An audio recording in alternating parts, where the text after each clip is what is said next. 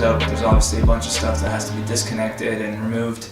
I'm probably going to start with the exhaust, start disconnecting lines that are going to get in the way when this thing drops out.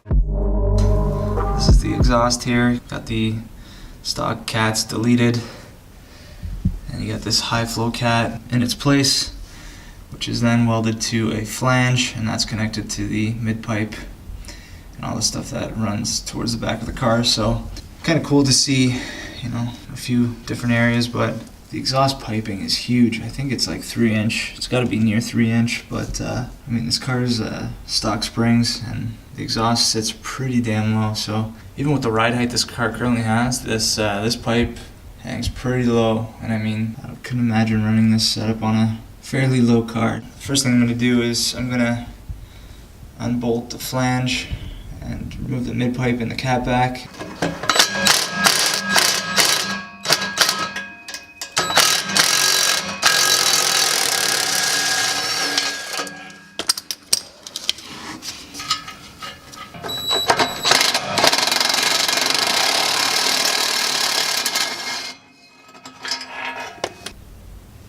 That wasn't so bad. A little bit rusty, but still intact.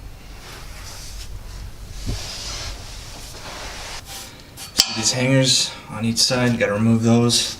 I've got my breaker bar here. Just gonna try to pry this guy off. Hopefully I don't get smacked in the head.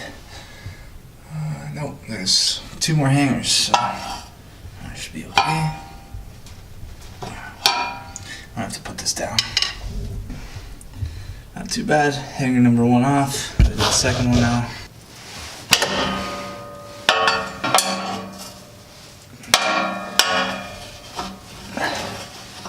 Okay. Alright. Next I got these hangers on each side. And then lastly, we got these hangers at the end. And then I should be able to pull this whole mid pipe and cat back setup out of the car.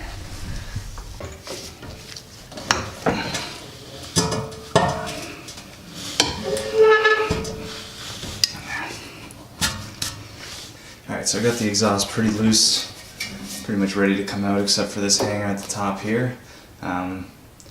There's a lot to go to push it inward and out, so instead I think I'm just going to unbolt this whole bracket piece here, let it drop, and then bolt it back in later.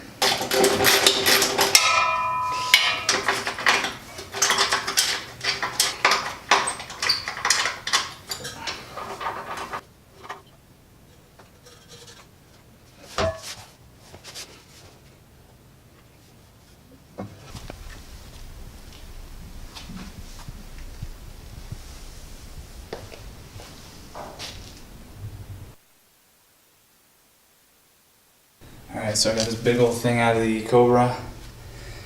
A little bit of a challenge just because it's all welded together basically. There's one.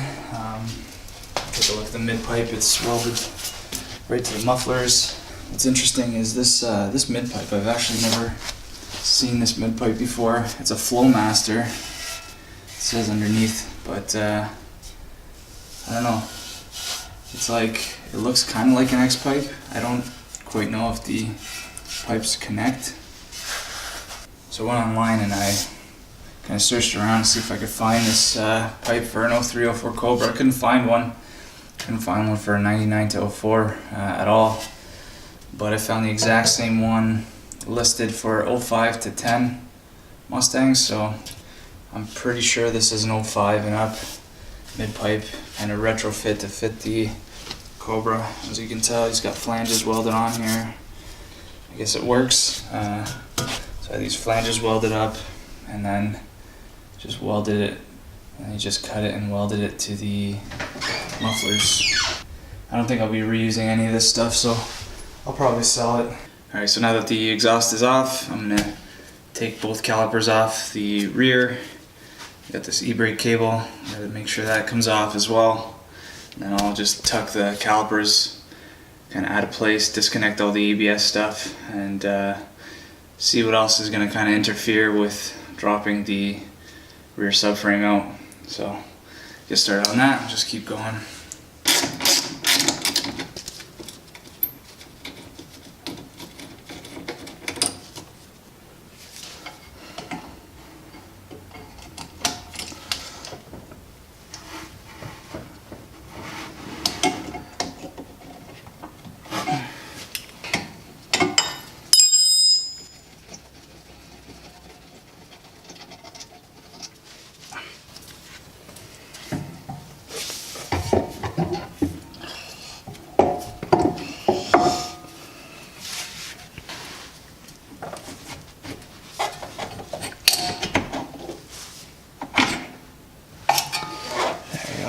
e-brake cables out.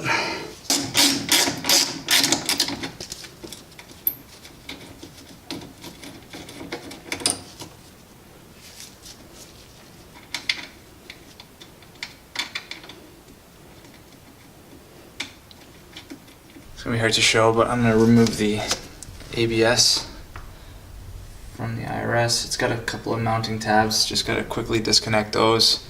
It runs up along the cradle and then into the sensor near the differential. I'm gonna just quickly disconnect all that and unscrew the torx bit that is holding the sensor in place.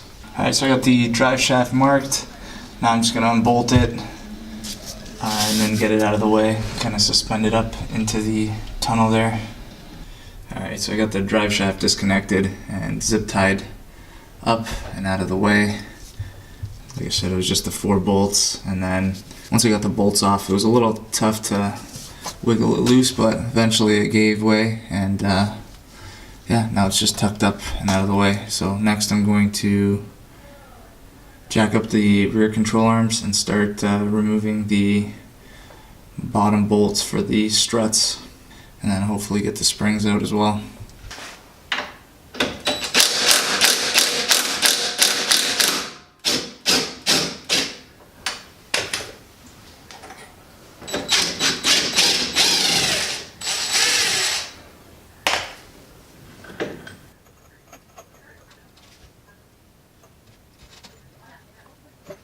I've got the rear shock removed, and at this point what I have to do is move the caliper from this side on over to the outside, because the brake line's actually fished through the top and bottom control arms. So if you were to drop this down, all this stuff here would get pinched, and there goes your brake line. But every reference I look at, they're basically telling you to remove the top camber bolt to feed the line through, but you don't have to do that. You can, as long as your rear shock is removed, you can actually feed it through underneath the control arm.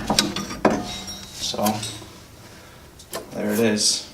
And then now you don't have to play around with the camber bolts. So alright, so everything's pretty much disconnected. Got the ABS sensors, the e-brake cables, the calipers are off and out of the way. Got the drive shaft disconnected and zip tied up into place. Fairly straightforward, to be honest. I didn't really know too much about the IRS. I mean, other than the basics of how it works, I didn't really know the ins and outs of it, but seems like a pretty straightforward process. So if it looks like a daunting task, honestly, it's really not that bad. The number one thing, in my opinion, is just be safe. Don't be stupid, right? Use jack stands. Support the car safely and make sure the car doesn't fall on you when you're doing these things. Other than that, like I said, just follow the steps, and it's really not that bad of a job. The only thing that's holding this thing into place are basically like the cradle bolts, and that's 2 in the wheel wells on each side, and then 2 underneath where the torque boxes are. So what you want to do is you want to support the diff with a jack, lift it up, but don't lift the car up. And then you can undo the 2 bolts on each side, and what that will do is once you lower the jack, it will tilt the IRS down only on the one side, and it'll kind of allow it to swing down. And then you can take out the springs, whatever you want to do, and you can jack it back up, undo the bolts in the torque box area, and slowly release it. And also want to mention, it's probably better to have a second set of hands, so when the IRS comes down, it's kind of more controlled. But since it's only me and a jack stand, I'm just going to try to be extra careful and just bring it down nice and slow. Hopefully it balances itself out on the jack stand, but again, that's just an issue I'll deal with once I get to that point. So let's get to it.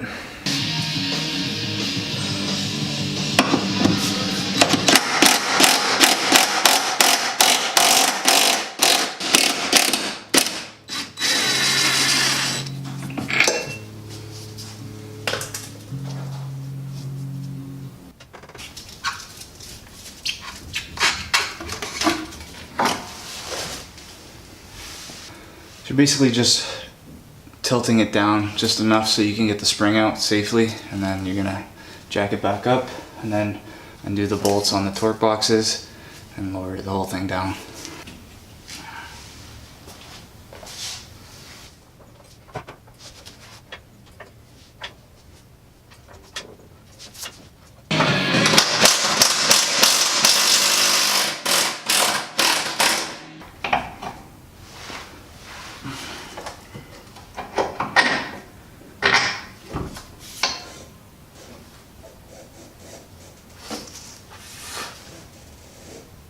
Alright, so now officially both bolts are out.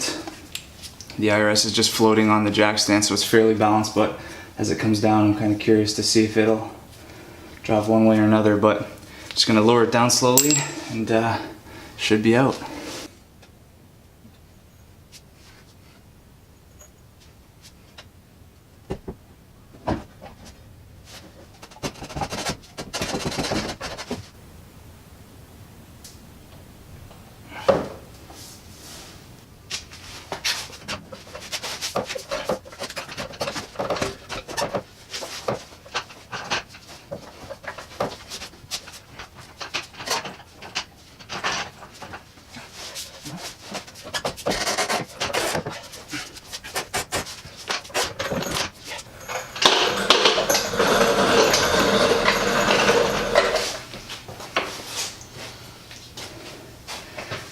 Running out of room. And there it is.